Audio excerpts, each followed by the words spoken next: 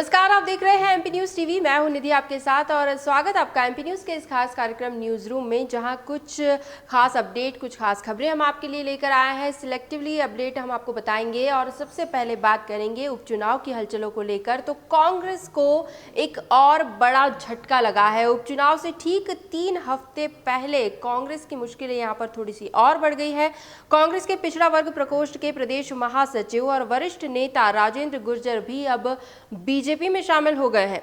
मंगलवार को भाजपा सांसद ज्योतिरादित्य सिंधिया के समक्ष उन्होंने भाजपा की सदस्यता ग्रहण की और सिर्फ राजेंद्र गुर्जर ही नहीं, और भी कुछ चेहरे हैं जो बीजेपी में शामिल हुए हैं। ग्वालियर कांग्रेस के पूर्व प्रवक्ता पंकज शर्मा और किसान कांग्रेस के प्रदेश महामंत्री रमेश चंद्र शर्मा ने भी दिल्ली पहुंचकर भाजपा का दामन थाम लिया। ऐलान कर दिया कि वे कांग्रेस छोड़ रहे हैं और भाजपा में शामिल हो रहे हैं। शिवराज सरकार के जाने माने नेताओं ने नए मेहमानों का स्वागत किया और ट्विटर पर बधाइयों का दौर भी चला, अभिनंदन का दौर भी चला है। तो कांग्रेस के बड़े बड़े जाने माने चेहरे अब कांग्रेस का साथ छोड़ रहे हैं।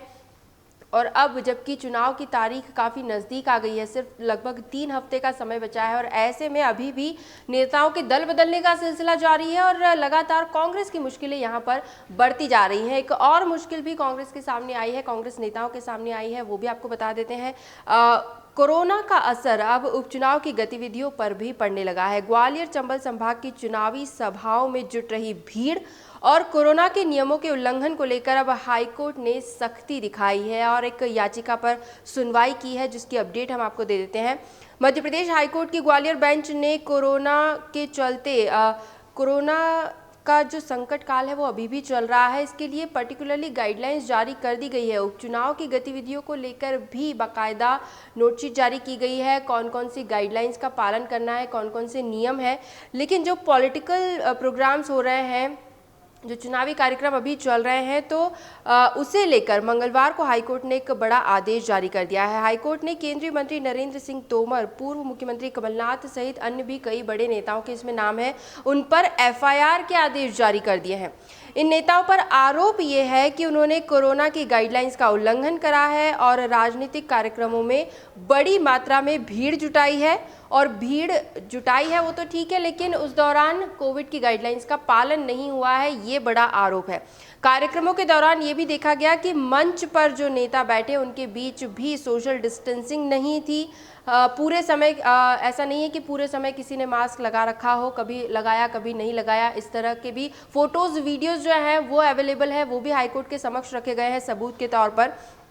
तो उसके बाद हाईकोर्ट ने ये आदेश जारी कर दिया है, यानी इन बड़े बड़े नेताओं पर एफआईआर दर्ज की जाने वाली है। और कोर्ट का कहना है कि पहले इन पर एफआईआर होगी, उसके बाद एक प्रॉपर इन्वेस्टिगेशन भी किया जाएगा। तो बड़ी अपडेट कि कोविड-19 की जो गाइडलाइंस हैं उसे आम जनता हो या बड़े नेता, कोई भी हल्के में ना ले, इसमें ढिलाई बिल्कुल भी बर्दाश्त नहीं की जा रही है। जब बड़े बड़े नेताओं पर इतनी कार्रवाई हो सकती है तो आम जनता की तो बात ही क्या, उन पर भी जुर्माना लग सकता है। तो बढ़ते हैं अगली खबर की तरफ। फिलहाल ग्वालियर चंबल की 16 विधानसभा सीटों पर चुनाव प्रचार जो है वो भी अब जोर पकड़ता जा रहा है। बीजेपी और कांग्रेस दोनों ही दल जो है वो एक अलग ही लेवल पर ले जाना चाहते हैं चुनाव प्रचार को, और इसके चलते स्टार प्रचारकों की डिमांड की जा रही है। जो लोकल लेवल पे अगर हम देखें, जो प्रत्याशी है वो ये कह रहे हैं कि स्टार प्रचारकों को बुलाया जाए और अपनी अपनी पार्टी से डिमांड कर रहे हैं वे कि जल्द से जल्द स्टार प्रचारकों को यहाँ लाया जाए जनता के सामने, ताकि उपचुनाव को लेकर एक माहौल बनाया जा सके, एक फील्ड क्रिएट की जा सके।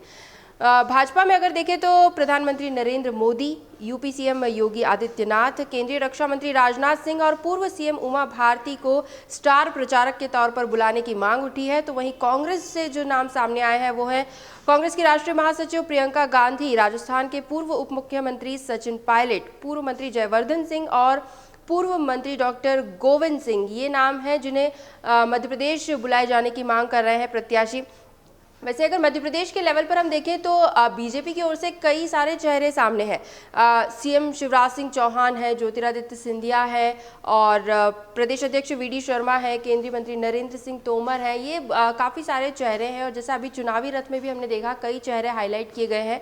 और दूसरी तरफ कांग्रेस से अगर हम देखें तो अकेले कमलनाथ ही खासतौर पर नजर आ रहे हैं, वे ही पूरी तरह से मोर्चा संभाले हुए हैं। तो अब देखते हैं कि कब तक ये स्टार प्रचारक एमपी पहुंचते हैं और कौन सी पार्टी इनके नाम पर कितने वोट जुटा पाती है। देखते हैं आगे कब तक ये स्टार प्रचारक मध्य प्रदेश में अपनी पार्टी का परचम लहराते नजर आएंगे। अगली अपडेट, सांवेर में उपचुनाव के लिए भाजपा प्रत्याशी तुलसीराम सिलावट ने अभिजीत मुहूर्त में नामांकन पत्र दाखिल कर दिया है। नामांकन फॉर्म भरने से पहले वे सुबह सुबह हनुमान मंदिर पहुंचे, आशीर्वाद दिया और उसके बाद तहसील कार्यालय सांवेर पहुंचकर उन्होंने नामांकन भरा। उनके साथ और भी कई लोग मौजूद थे। जिलाध्यक्ष राजेश सोनकर ने नामांकन दाखिल करवाने के बाद कहा कि अब हम जनता के बीच कमल को खिलाने और सांवेर के विकास के लिए वोट मांगने के लिए निकल रहे हैं, यानी कि अच्छी नई शुरुआत हो रही है। वैसे आपको बता दें कि 16 अक्टूबर तक नामांकन जमा हो सकेंगे और 19 अक्टूबर तक नाम वापसी हो सकती है। अगर नाम वापस लेना है तो 19 अक्टूबर तक की समय सीमा है। तो इसी के चलते अब कई प्रत्याशियों द्वारा नामांकन भरने का जो दौर है वो अब चल पड़ा है। एक के बाद एक सभी वहां पहुंच रहे हैं। तो 16 अक्टूबर इसकी लास्ट डेट है और इसी दौर में कई प्रत्याशी जो हैं अपने समर्थकों के साथ भीड़ जुटाते हुए, क्योंकि इसे कहते हैं शक्ति प्रदर्शन, जब ज़्यादा भीड़ एक साथ देखी जाती है नेताओं के आसपास तो फिर एक अलग ही माहौल बनता है। तो देखा जा रहा है कि अलग अलग प्रत्याशी पहुंच रहे हैं नामांकन भरने अपने समर्थकों के साथ। अगली अपडेट प्रचार प्रसार की, जैसे कि मैं बात कर रही थी, तो प्रचार प्रसार की दौड़ के बीच एक नया हैशटैग वायरल हुआ है। वैसे हो सकता है कि इसकी अपडेट आपको हो, लेकिन फिर भी मैं बता देती हूँ। कांग्रेस नेता दिनेश गुर्जर द्वारा सीएम शिवराज को भूखा नंगा कहा गया था और इसी के चलते अब बीजेपी को एक बड़ा मुद्दा मिल गया है।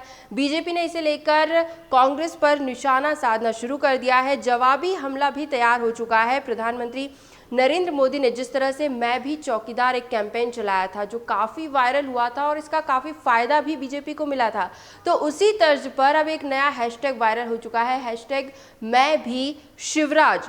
इस कैंपेन की शुरुआत हो चुकी है।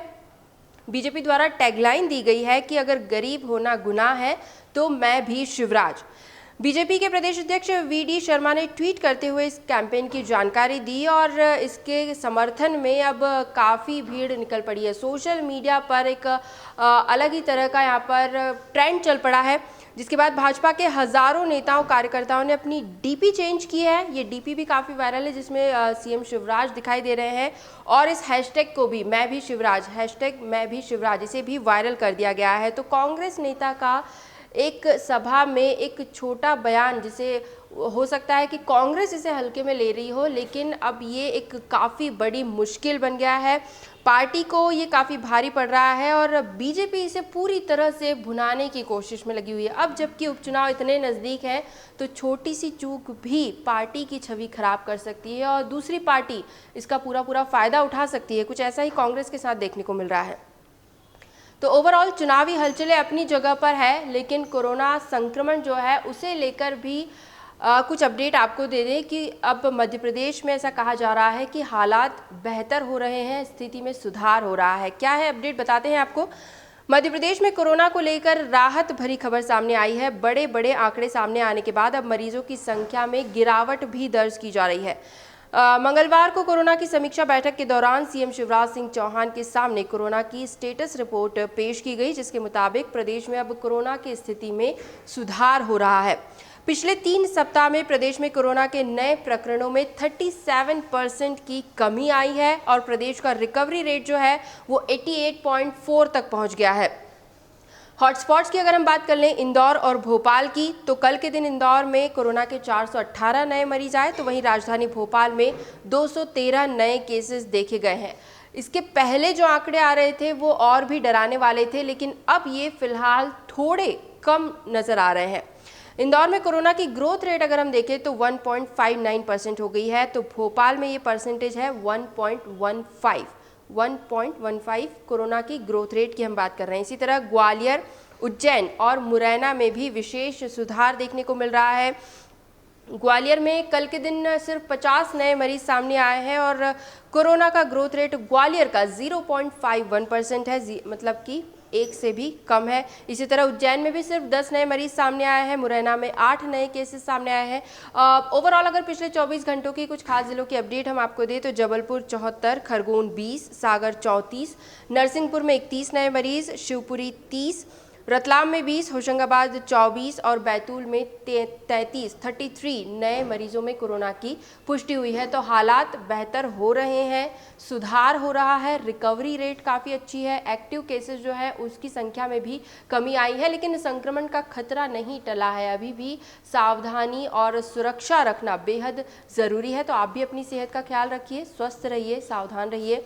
एमपी न्यूज़ के न्यूज़ रूम से फिलहाल यही अपडेट्स, लगातार और भी खबरें और भी जानकारियां हम आप तक जरूर पहुंचाते रहेंगे। बस आप बने रहिए हमारे साथ, देखते रहिए एमपी न्यूज़। धन्यवाद। एमपी की नब्ज, एमपी का हाल, मध्य प्रदेश की हर खबर एमपी न्यूज़ टीवी के साथ। लगातार खबरों के लिए सब्सक्राइब करें हमारा YouTube channel MP news TV. Latest updates के लिए बेल आइकन दबाना जरा भी न भूलें।